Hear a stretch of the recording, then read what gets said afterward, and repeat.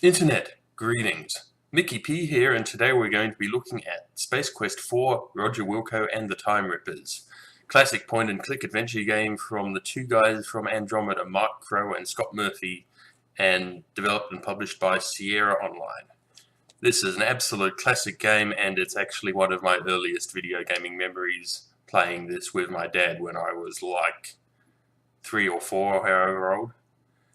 And so I've now obtained the original boxed version from eBay, and we're going to have a look at what you get inside it.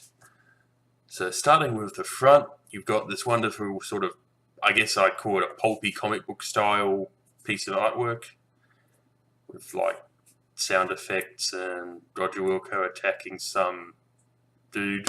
I'm not sure who that's supposed to be or how that fits into the game. It's always confused me. Yeah, we've got the little sticker here indicating that this is the 256 color version because there were two versions of this game for whatever reason. And we've got the system requirements indicating that you need a VGA card and a whole 640k of RAM, which of course, as Bill Gates apocryphally said, should be enough for anyone. And supports the sound blasters of the day and comes on 5¼ inch discs, which is entertaining because I still don't have a drive that'll read them. But let's have a look around the side. On the spine we've got Ms. Astro Chicken laying some eggs on a screenshot for some reason. And of course there's that strange 3D animated adventure game slogan thing, which it's confusing these days. It's not 3D, these games are 2D. And around the back we've got what is honestly kind of a crap tagline, "May the Farce be with you." Like, okay, so the game's amazing, but the marketing sounds like it's written by a corporate type trying to sound funny. But there's the picture of the designers. For some reason, the Space Quest designers have always portrayed themselves as the two guys from Andromeda, which is really just them with glasses and fake pig noses on.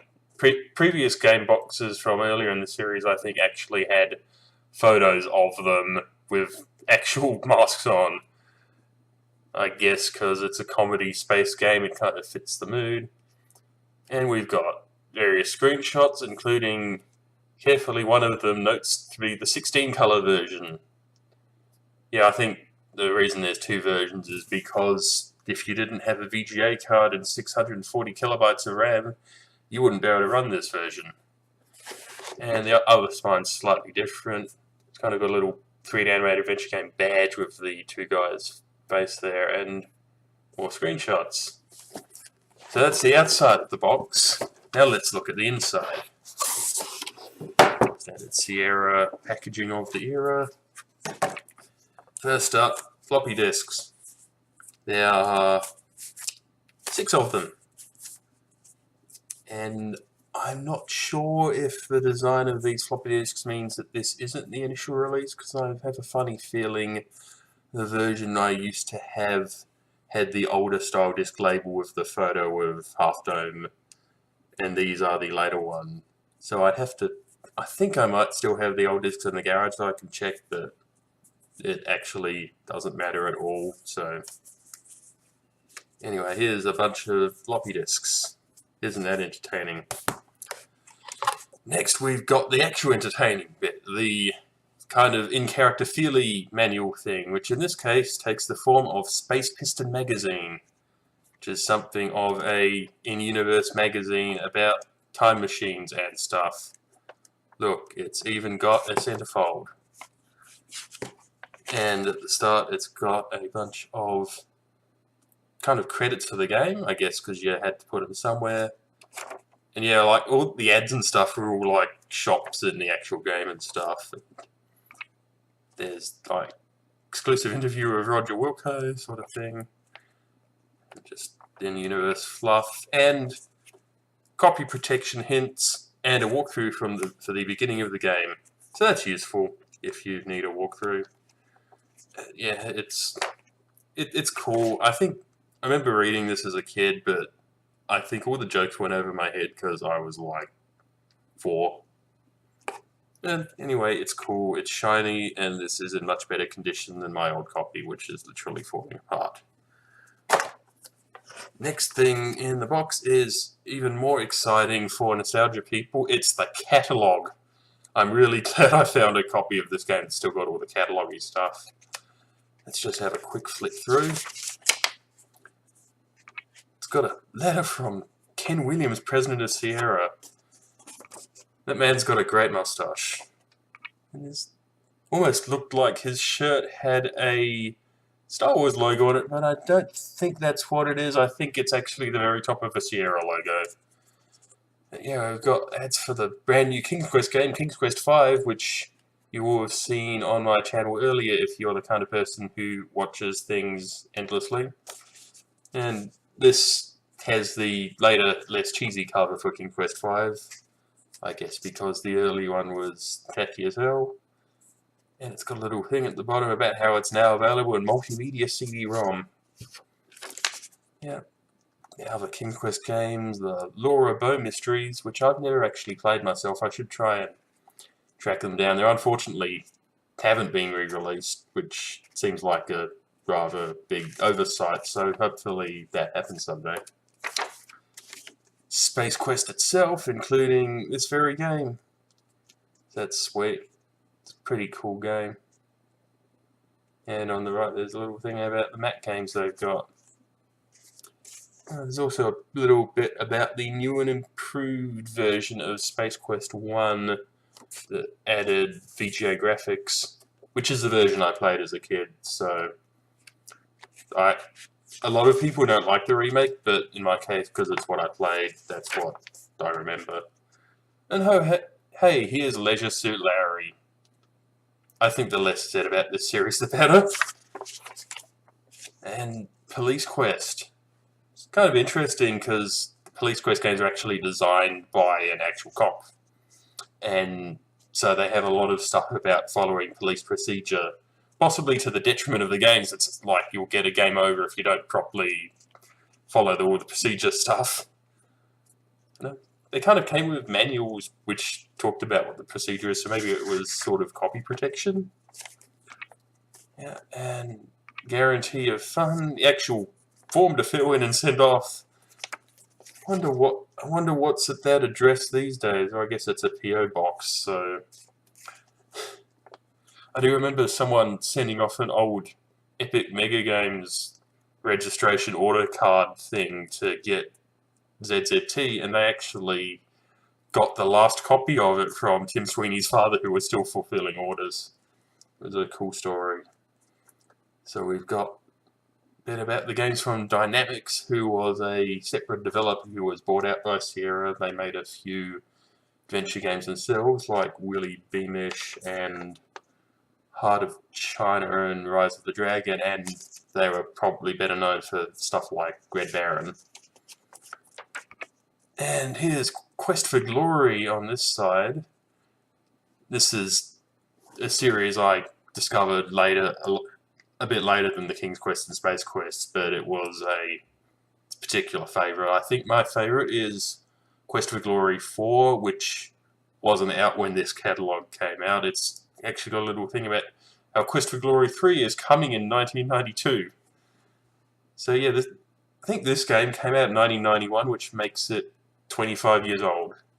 Here we've got stuff about the Conquest series, which I actually learnt something about reading this, because apparently Christy Marks, the designer, is the creator of Gem and the Holograms.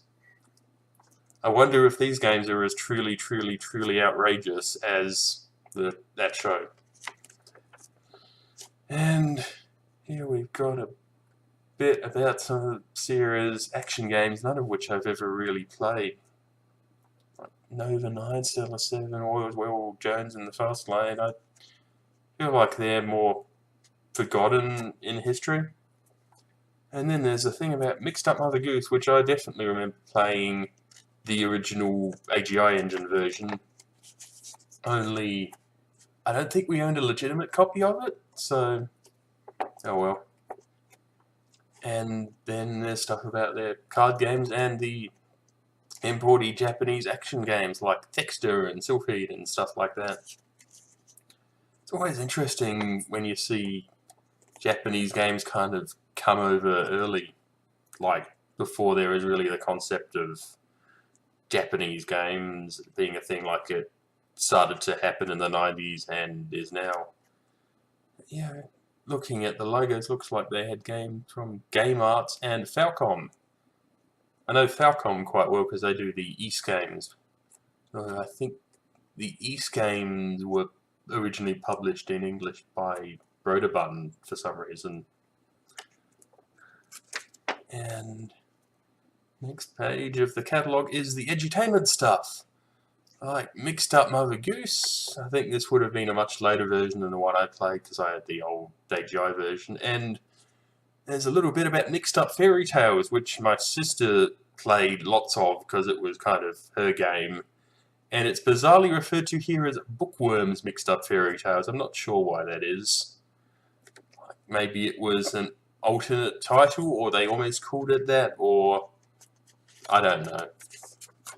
Anyway, that's the catalogue. The only thing to look at now is the really awkward drawing on the back, which is... God, that actually might be worse than the King's Quest V cover. Oh god, the kid in the middle. Yeah, that's a rather creepy face. They all have creepy faces. Don't know why they thought that was a good idea. Next up in the box, hey, do you want to subscribe to Prodigy? Yeah, I think at the time Sierra had some sort of promotional deal with early online provider Prodigy. And so they were including these in all of their game boxes. So you can sign up for Prodigy. Inside here is the flyer in case you got the wrong version of the game. So if you'd bought the 16 color version and went, wait, why is the 16 color? Or if you'd bought the 256 color version and went, oh no, this won't run on my tier 86 or whatever, then this is what you could use to swap them. And you could specify what sort of disc you need. Last but... Wait, no, actually this isn't last, there's something underneath it, but this is the Sierra Game Manual. Which kind of... It looks a lot plainer than other versions of this I've seen. And it's got all of the technical stuff about README files and all that.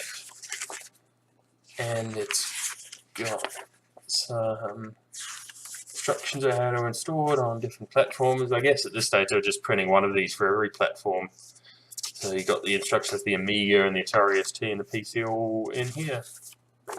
No, my camera's autofocus is crazy bad today. Sorry about that. Don't know what's setting it funny, but... Ooh, the registration card's actually embedded in here.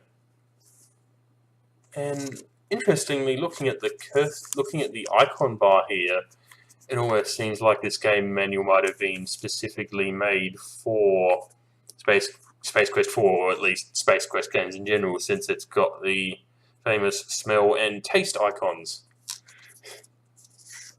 And yeah, inventory, how to play games, blah blah blah. Yeah, technical stuff, isn't it fascinating? Ooh, don't know what this is. Ooh, this is an ad for the Sierra Network, which was Sierra's own online service. I think they later sold to AOL or someone, but this is kind of their original attempt at building an online gaming thing, where you could play cards over your modem with people around America, I guess, because I don't think they ever launched this anywhere else. I know someone tried to do a recreation of this with, like, emulated servers recently, but I think that is currently not running. No idea how many people even would have used this back in the day. It's always seemed rather unusual to me, but then all of these sort of proprietary network things seem unusual because I'm like, Why would you get AOL when you could just get the internet from the dodgy computer shop down the road who set themselves up as an ISP? But yeah, that's Space Quest 4, Roger Wilco and the Time Rippers. I think it's really cool that I managed to find a box with all of the stuff in it, as far as I can tell. Just because it means I got to have a nice look through the catalogue. It really is, it's a very nostalgic catalogue. I think I've got a few other things in order that include catalogues. So I hope to have fun looking through them. Am I putting these in backwards? I can't remember. Yeah, I think I was. Whatever. Doesn't matter. So anyway, I've been Mickey P, and thanks for watching.